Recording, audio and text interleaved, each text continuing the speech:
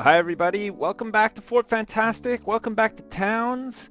I bet you're wondering, did I miss an episode somewhere? What's going on? Why does everything look so different? Well, um, as you can see, I've been busy. I've been busy off camera. I've decided for this episode, and maybe for future episodes, to change the format slightly. Um, I was taking a look around, and I estimated that to get to the point that I'm at right now, and I'm going to show you all the progress that I've made, it would have taken me about 4 hours. 4 hours of messing around, trying to get food picked up off the ground, trying to get these animals contained. Look at all these animals, and butchered and made into food and everything, which roughly translates into about, I don't know, 12, 13 episodes, maybe, if I was lucky, if I was super efficient through every episode. So you would have had to wait for about 13 episodes to get to this point. And when I show you what I've done, you're just going to think, wow, that it doesn't look like a lot. But it's enough. I mean, everybody's housed now, which I'll show you in a minute. Everybody's got a role now of the 9 people in Fort Fantastic. And we're at the point now where we can start building some of the new buildings, and we can start attracting some more people to Fort Fantastic. We don't want to attract too many people because we don't want to get sieged yet because the walls aren't ready. But once the walls are totally up and ready, then we can start getting some people into Fort Fantastic. We'll be ready for sieges, and we'll be ready to start going down into the dungeons, collecting tons of perps and fat loot. It's going to be great. So, first things first, this has all been logged, fenced off with log fences. We got 2 gates here, one up here and one up here, and the reason we had the gates is because we used to have the kitchen here, and the kitchen actually came down to here, and the wall of the kitchen was along here, so it meant that to get over to this side, and people needed to get to this side to kill some animals and other stuff, we needed to go through the pen and out this other fence door, which is fine. It's fine that there's 2 fence doors on either side. The kitchen has been demolished, and so is the bakery, and they've been moved inside the walls. My idea originally was to have this stone ladder down here, and then a service tunnel, and I actually had that all built at one point. But the pathing in this game is just not up to scratch yet. People were taking the absolute longest way possible, all the way around here through the gatehouse, which, as you can see, is now finished, not decorated or anything, but the structure is up, which is good, and there's no roads into it, but that'll come in time. So they were either walking all the way up around here to get into the dining hall, or they were coming back down here through the pen, up along here, before these arches were even in, and coming all the way around here. So I thought, well, screw that. I don't want people taking the long way out. The point of this was so that people would use this little service entrance into Fort Fantastic, and this could be guarded as like a single entry point. So now that's been scrapped. And what we're going to do in this point here, this leads up into the dining hall. We're just going to wall this off, and then we'll use down here within the walls as sort of a storage area. We'll put some barrels in there or something so that we can store food and everything. And that'll be fine. I set up another mill in here, and this is just a little mill house. Not Van Houten, just a house with mills in it. And when people need to make flour, they can. I've taken off the automatic order for harvesting wheat because we don't want too much flour. And for the time being, I've got just enough flour and actually just enough snow cherries in case the brown stuff hits the fan and we need to make some pies very quickly. We've got enough stock now to make 10 pies very quickly. So that's good. So moving up here, we've got the gatehouse. We've got some really just like a real rainbow motif going here. Look at all the colors in the rainbow for all the roofs. Look at that. We've even got some glass windows here. Oh god, yeah. And Terrawin Hall, you might have noticed, is a lot bigger than it was before. I've added a couple of things onto it just to make it a bit more efficient and to give people a central point to come to so that they can eat and rest and do whatever. And as you can see, I've also got automatic butchering orders on for pigs at the moment because I've got tons of pig pens and I don't run the risk of there ever running out of pigs at the moment. I've got 10 automatically being slaughtered. And I'm spawning more in all the time through these little farms here. So that's fine, and we're making cooked pork with it, which is 100% fill, which is fine. We've always got tons of pork on hand. Occasionally, I'm coming down here and manually killing a couple of badgers, chickens, and cows as well, because I've got cooking orders but not butchering orders on for them too. So it just keeps us stocked up. Every once in a while, we'll get some nice greasy golden glazed poultry, some nice steaks, and some probably pretty disgusting badger burgers. But everybody up here seems to like them, so we got to keep the people happy. Okay, I'm gonna hit control so that we can see inside all the buildings now. Oh yeah, and look at all the job orders are fulfilled at the moment. It's only the automatic stuff. So there's automatic orders on to cut these trees, which, as you probably noticed, I moved inside the walls. They used to be planted here. Got rid of that because I wanted them nice and close to the carpentry station, which we set up in the last episode, so that people can come out, chop them down, and then just haul the wood into these containers. We've got 30 wood stocked up at all times, which is great. I also set up this bone barrel in here with 10 bones that are being automatically harvesting bones from animals at all times. So we can make some stuff with bones now. I'm going to make some bone armor and stuff for a couple of people later on. That's going to be great. And of course, we got Muriel, who is the carpenter of Fort Fantastic, with her room attached to the carpentry station, so that at a moment's notice, we can run into her room screaming, wake her up from her deep sleep, and tell her to make us a new cabinet, or maybe some walls for something, or whatever. So that's carpentry, and that's the trees. I set up the smelter next door with this lovely red roof. A bit of a funny shape to the smelter stroke forge, but that's okay. Godiva's moved in, and she's now going to be Chief Smithy of Fort Fantastic. As you can see, we've got an anvil and a smelter set up, and we got a couple of barrels in here with some iron. We managed to make some glass. I put on an automatic order to keep 10 glass, so we're sort of getting through. Well, I say we're getting through the stocks of mud. We're not really, because look at all this extra mud. Done a bit of mining down here. Managed to get a whole lot of stone, and there's more stone to get to once we get down into the dungeons. But this first level is safe to get stone from, so I'm going to concentrate on that for now. And then when I'm ready to go down into the dungeons, I'll do that. So like I said, we got some glass, iron. We got a bit of coal here. We'll start collecting some copper and stuff for the items, the special items later on, and that should be fine. So Godiva, Chief Smithy, she's got a pretty nice room actually. She got a bed and a cupboard, and eventually we'll get her a table and a chair maybe, and some sort of plant. And Godiva's gonna love that. She's gonna love that. Bit of drama getting the old smelter set up in the first place though. Godiva wanted to make sure that this was specified to her exact standards, being that she was gonna be the resident blacksmith of Fort Fantastic. But as she was setting up the smelter, she got in a terrible accident, which actually melted both of her arms off. I don't want to go into details because the whole thing was quite gruesome. Walter at first was laughing at her, which wasn't very nice either. But then quickly hauled her over to this hospital, which we set up. Look at this, so nice. Look, you get your own little medicine cabinet and a bed, and you even get this privacy screen here too. So in Godiva's case, she had no arms, and they had to sort of like put some fire against the stumps at her shoulders to sort of like cauterize the wound so that it wasn't leaking blood and guts and other crap everywhere. And so there she was, laying in this hospital bed for a couple of days, trying to recover, when Walter came up with the fantastic idea of implanting some tongs, some tongs that were made at the forge, at the anvil, which have been surgically attached to Godiva, and she now has cyborg arms. So good for you, Godiva. You're the first hybrid human cyborg of Fort Fantastic.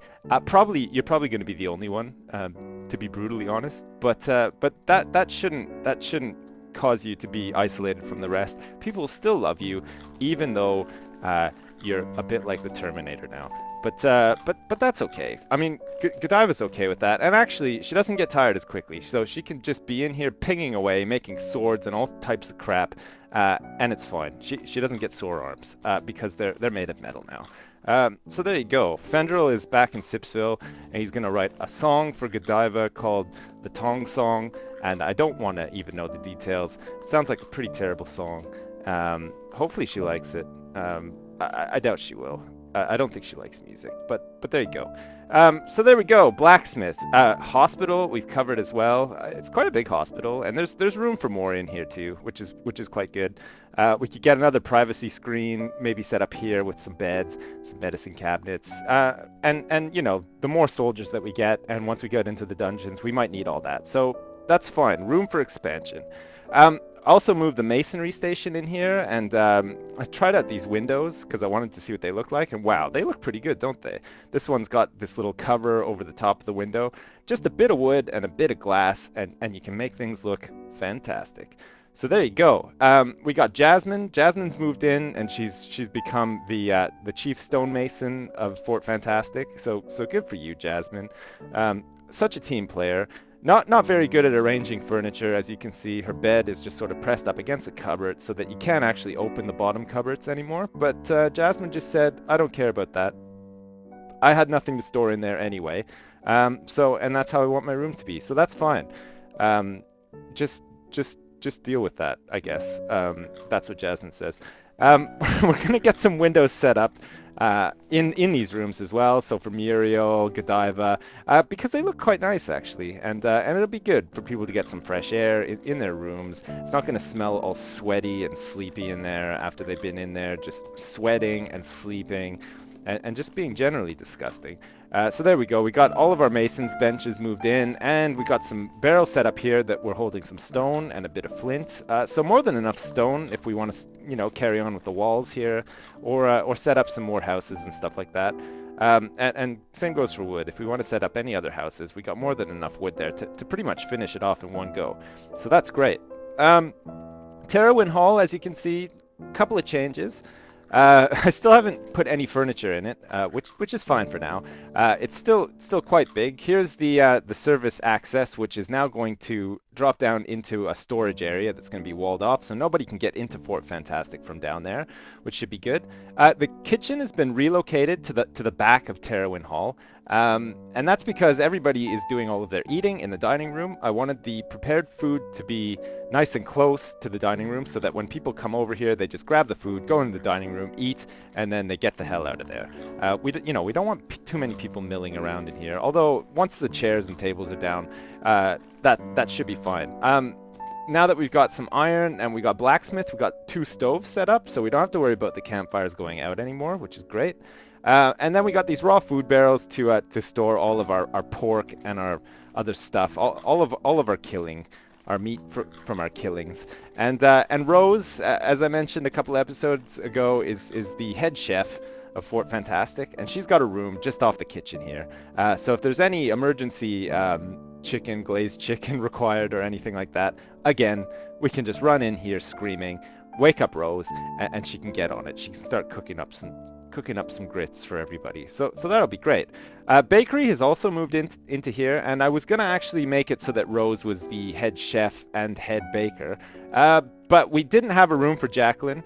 So I just decided to make Jacqueline the head baker of Fort Fantastic. We got some snow cherries in here, and we've also got a bit of flour. We got 6 flour. I thought we had 10 actually. I don't know where the other 4 flour have gone. They might be in one of these other raw food barrels somewhere.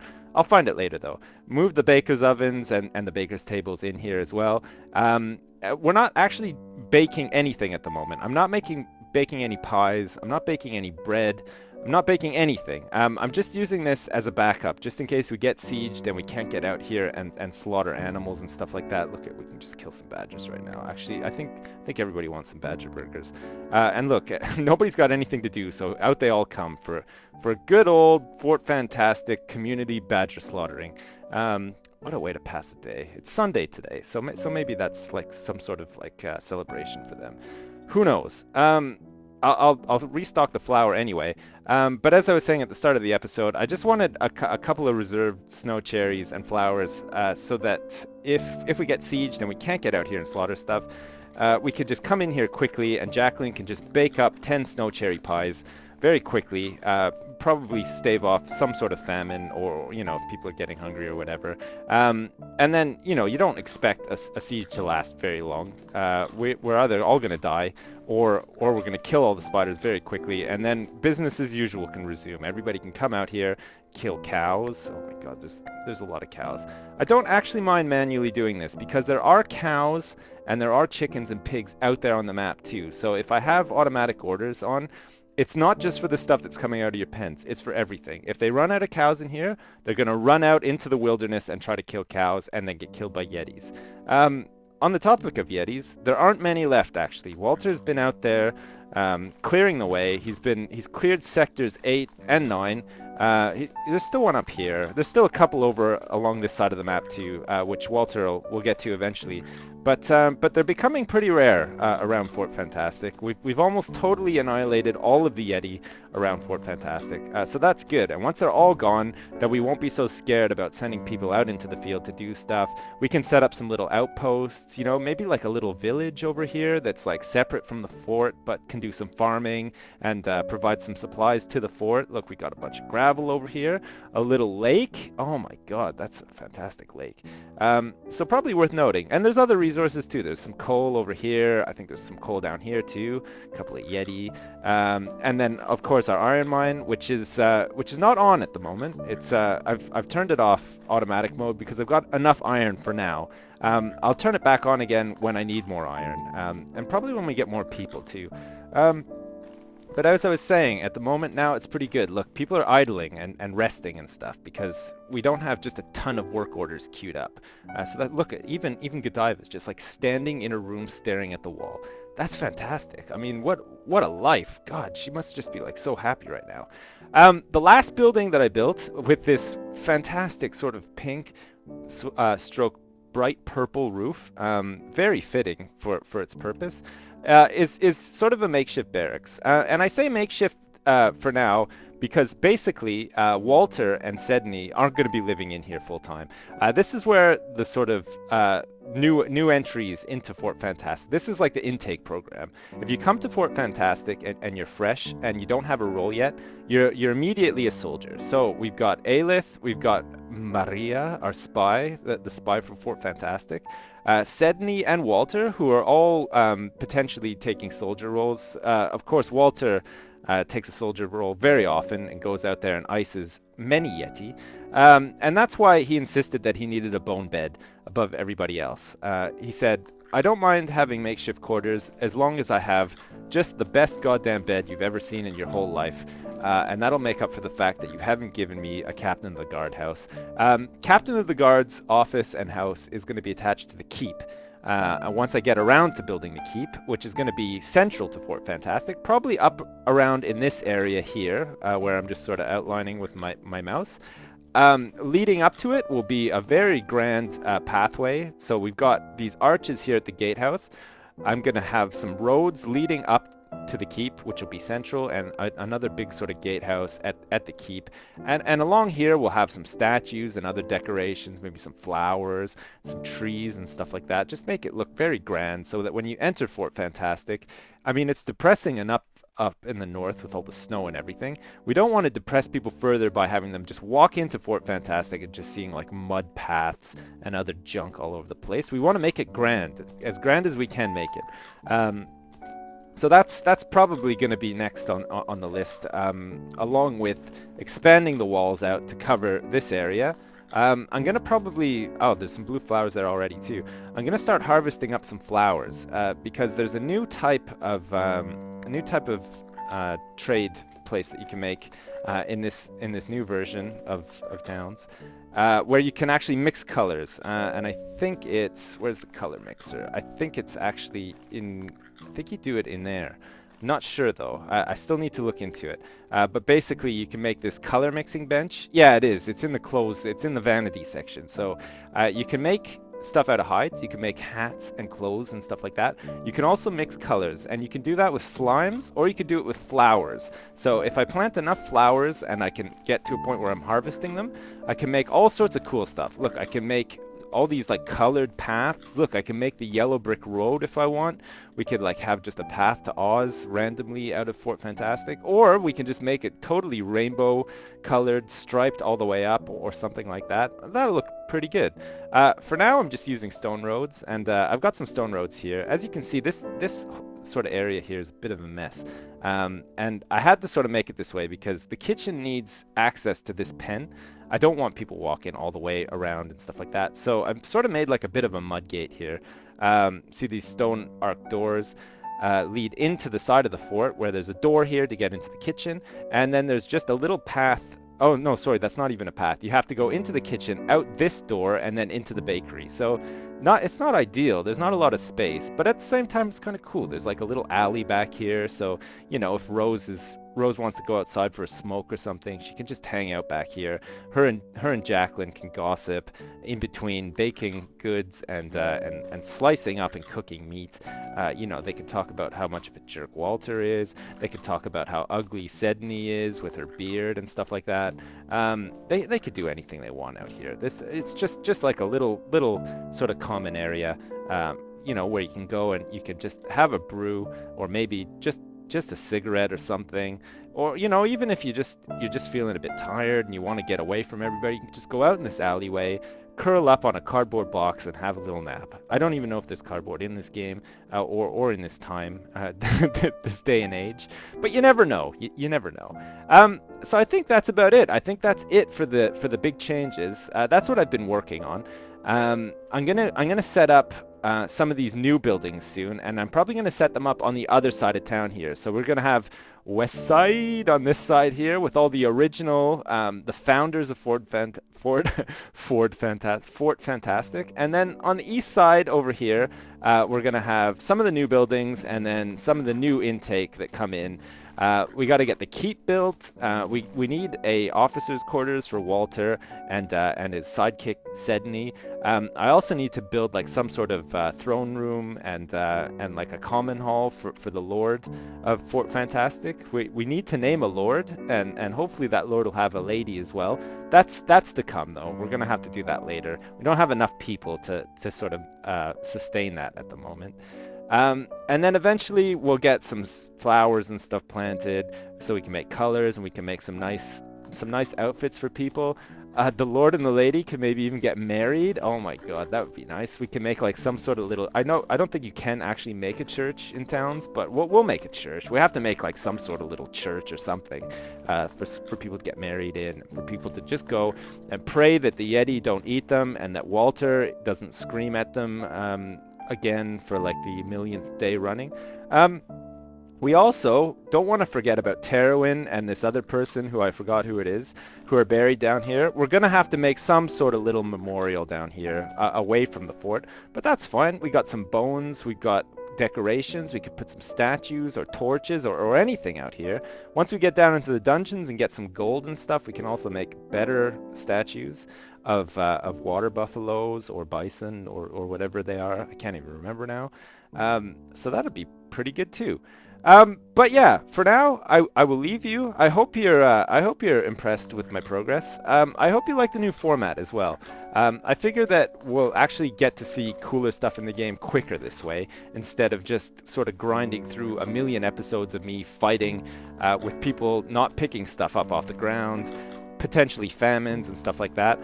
I am recording while I'm playing. I'm not recording audio though, but the reason I'm recording video is in case I do get sieged or anything sort of out of the ordinary happens. I can then show you like as a replay when I come to do an episode like the one I've just done now. So let me know what you think of the new format. I'm open to suggestions as usual. Comments, Twitter, Facebook, any way you want to reach me and let me know what you think. I generally try to read everything. I don't always respond to everything because it would just take me forever. But I generally do sort of skim through and read comments and suggestions and stuff like that. And I'm sure having the trees inside the fort, and among other things, were suggested by people in the previous episodes. This is episode 9. I haven't recorded any other episodes past this, so any suggestions that you do leave me will be considered for the next episode. So don't think I've just recorded like a big backlog of these, and I'm never gonna like implement any of your suggestions. You guys come up with great ideas, and it's fun to try to put them into play in the game as well. So keep them coming, and as usual, thanks for watching, and I'll see you next time.